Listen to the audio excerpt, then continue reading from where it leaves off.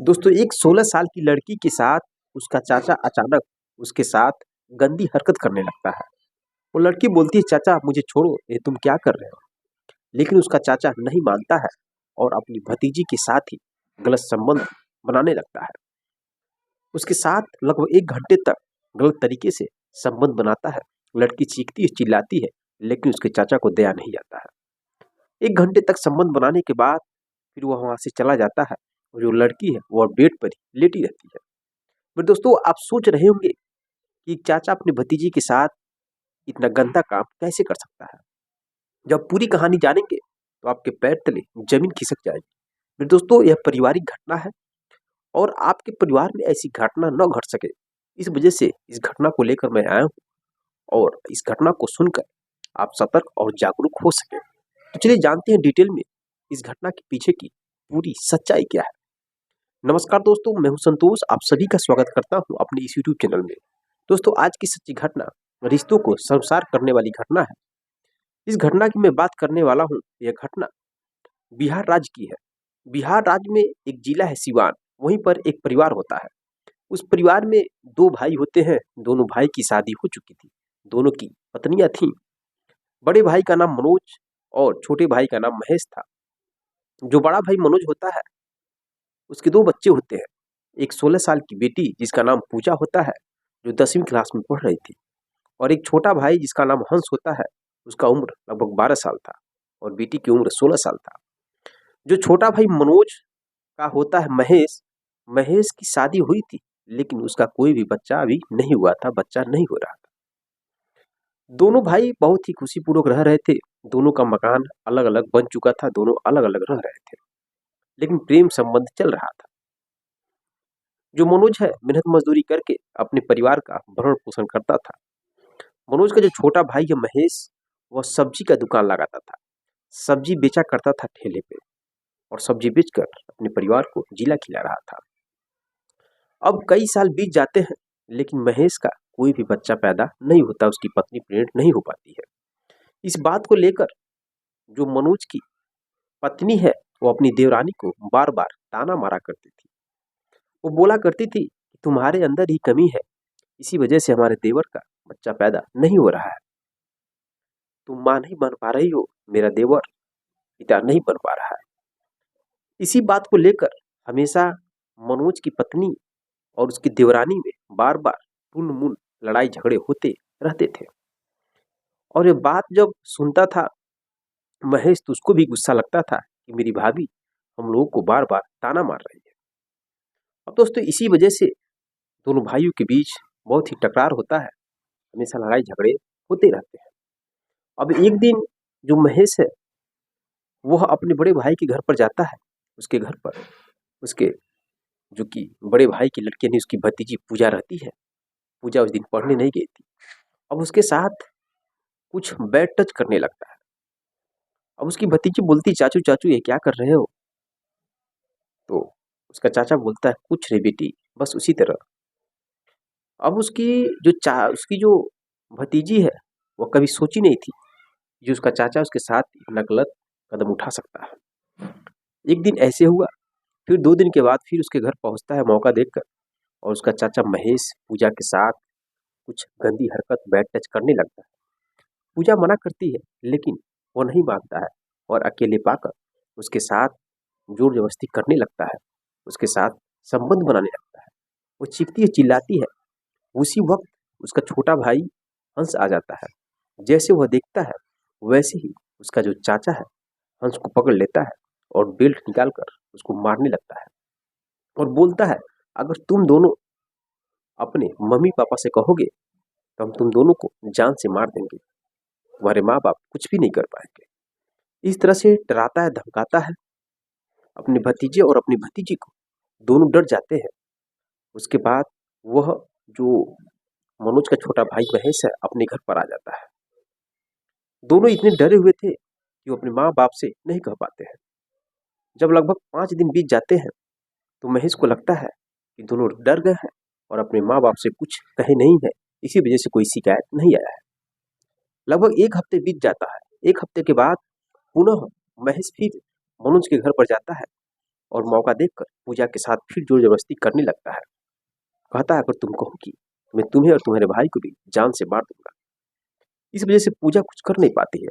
उसके दास फिर कई घंटों तक जोर जबरदस्ती गंदी हरकत संबंध बनाता है और वहां से चला आता है।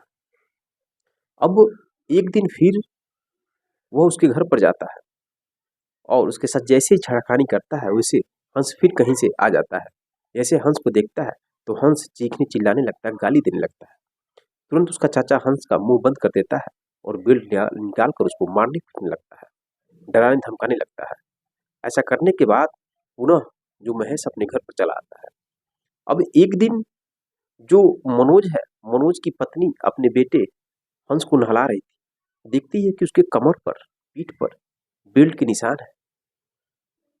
तो वो अपने लड़के से पूछती है चोट कैसे लगा बाबू, तुम्हें कौन मारा है, तुम्हारे स्कूल में कोई मारा है? तो उसका बेटा डरा हुआ था, नहीं बताता है। जब नहीं बताता है तो उसकी पत्नी मनोज को बताती है। मनोज स्कूल पे जाता है और लोग अनुमान लगाते हैं शायद स्कूल पर कोई टीचर मेरे बच्चे को मारा है। अब स्कूल पर लोग जाते हैं तो स्कूल से पूछताछ होता है तो स्कूल का कोई ऐसा बात ही नहीं होता है, कोई मारा ही नहीं होता है। फिर मनोज एक अज्ञात लोगों के खिलाफ जाकर पुलिस में कंप्लेन करता है। कंप्लेन करके अपने घर पर चला आता है। ऐसे कुछ दिन तक बीतते हैं।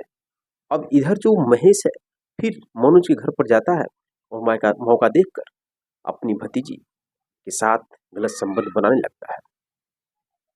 संबंध बना रहा था, उसका जो भतीजा हंस सोया था और उसको फिर आहट लग जाता है, वो जग जाता है और जैसे ही शुरू में जाता है वैसे ही दोस्तों जो उसका चाचा है उसको एक डंडे से मारता है। डंडे से मारने के बाद उसके सर में चोट लग जाता है और मौके पे ही उस 12 साल के लड़के की मौत हो जाती है। अब महेश डर जाता है, अपने घर पर चला आता है। अब जैसे ही उसके माँ बाप घर पर आते हैं, देखते हैं कि मेरा बेटा इस दुनिया को छोड़कर जा चुका है। पुलिस मौके पर आती है, कंप्लेन किया जाता है और जो बेटी है उस बेटी से जब पूछा जाता है तो बेटी डर जाती है और पूरी सच्चाई बता देती है। उसके जो चाचा है मौका देखकर जब मम्मी पापा घर पर नहीं रहते थे तो हमारे घर पर आकर हमारे साथ जोर जबरदस्ती करते थे और कई बार हमारे साथ गलत काम कर चुके हैं। मेरा बाबू देख जाता था और मैं जब भी मना करते थे तो हम दोनों को मारने पीटने लगते थे। उन्हीं के मारने की वजह से मेरे छोटे भाई की कमर पर सब दाग लगा है बेल्ट का और हमें भी मौत वाले हैं। अब जैसे यह कहानी मालूम चलता है तो पुलिस वाले क्या सभी लोगों के रोंगटे खड़े हो जाते हैं। सब लोग सोचने पे मजबूर हो जाते हैं कि एक चाचा अपनी भतीजी के साथ ऐसा गंदा काम कैसे कर सकता है। फिर दोस्तों पुलिस पकड़ती है उसके चाचा यानी कि महेश को। पकड़ने के बाद जब उससे पूछा जाता है कि तुमने इस संसार रिश्ते वाली घटना को अंजाम कैसे दिया, क्यों किया, क्या तुम्हारे अंदर समझ नहीं थी? तब दोस्तों महेश बताता है कि साहब कई सालों से मेरी पत्नी के बच्चे नहीं होते हैं। इस वजह से मेरी जो भाभी है मेरी पत्नी को बार बार ताना मारा करती थी। मेरी पत्नी बहुत गुस्सा होती थी, मुझे बताती थी, मुझे भी गुस्सा होता था कि हम लोगों के बच्चे नहीं हैं। इस वजह से हमारी भाभी हमें ताना मारा करती है। इसी वजह से अपने गुस्से का भड़ास निकालने के लिए मैंने यह कदम उठाया है। जब पुलिस वाले यह शब्द सुनते हैं तो भी आग बबूले हो जाते हैं।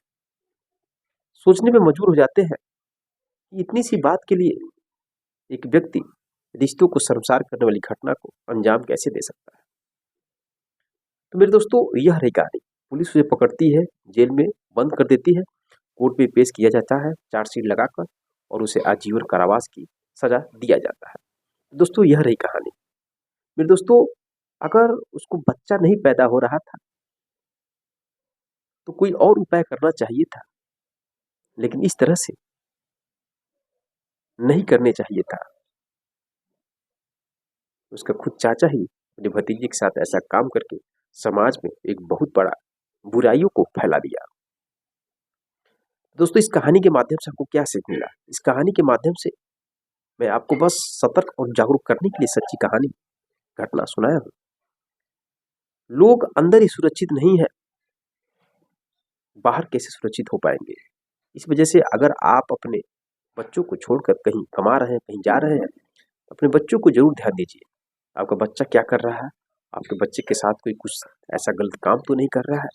और रही बात, आप अपने बच्चों को इस तरह से ट्रेंड करिए कि अगर आपके बच्चे के साथ कोई भी व्यक्ति बैड टच कर रहा है, कोई भी गंदी हरकत कर रहा है, तो तुरंत वो आपसे कह सके। क्योंकि अगर वह पहले ही बच्चे कह दिए होते अपने पापा से, तो शायद आज उनका छोटा लड़का जिंदा होता। तो दोस्तों, इस तरह से आप अपने परिवार में डेवलप करिए, बच्चों को समझाइए। कहीं आपके साथ, कहीं आपके परिवार में ऐसे गंदे मिजाज के लोग नहीं हैं। इस गंदे मिजाज लोगों से सावधान और सतर्क रहिए। बाकी आप कहाँ से वीडियो मेरा देख रहे हैं, कमेंट बॉक्स में अपना जिला, अपने राज्य, अपने देश का नाम जरूर लिखें, ताकि अगले वीडियो में आपका नाम मैं ले सकूं। मिलते हैं नेक्स्ट वीडियो में नेक्स्ट कहानी के साथ। तब तक के लिए जय हिंद, जय भारत।